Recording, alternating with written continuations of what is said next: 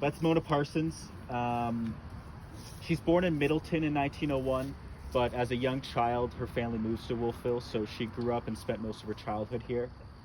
In the 1920s, she had really big aspirations to be a big actress in Hollywood. So she moves down to New York City. She becomes a line dancer while she's down there.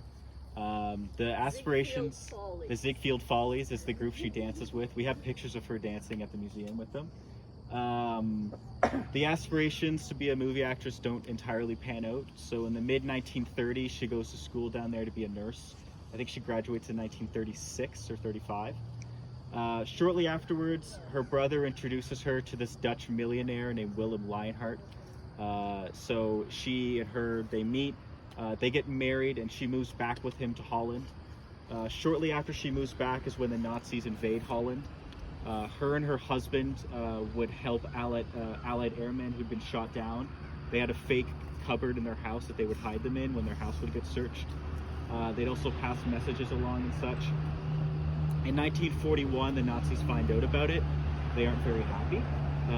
They put the two of them on trial, and she's sentenced to death. The story goes that the judge was so impressed by her conviction hearing her crime that he reduces it to life in a labor camp. So she's moved to the Ravensbrück labor camp, which was just north of Berlin. She spends, I believe, about 6 months there, and then she's moved to another forced labor camp called Vechta. She spends the majority of the war in these labor camps.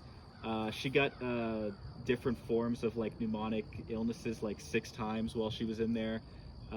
But she still had this fighting spirit in her. The story goes that she would purposefully knit knots into the socks that she had to sew or create so that it would be torturous to walk in them as German soldiers.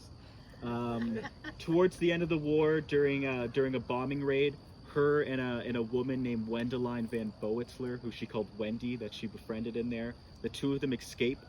They walk 3.5 weeks back to Holland, which was in the middle of being liberated by the Canadians at the time. She goes up to the first soldier she sees and she says, "My name's Mona, I'm from Nova Scotia, I have to get back home." And she didn't know it at the time, but she was actually talking to a Nova Scotia Highlander who was familiar with who she was because of her father. So she's freed. They say at the time when she's freed, I believe she was about 5'9", 5'8", and she was about 87 pounds when she was freed. Wow. That's the statue down by the post office. Yeah, if you're ever down by the post office, there was a write-up about her, and you'll see a statue there that's created for her as well. Her husband, we don't know as much about him because his records are all still over in the Netherlands. But he also had a very hard time in his labor camp. He dies shortly after the war. She finds out in his will that he's left a quarter of his entire estate to a mistress that she didn't know about.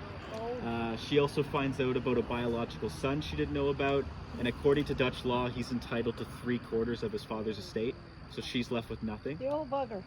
She comes back, she remarries a war general named Harry Foster, and she lives until 1976, and she passes away here in Wolfville.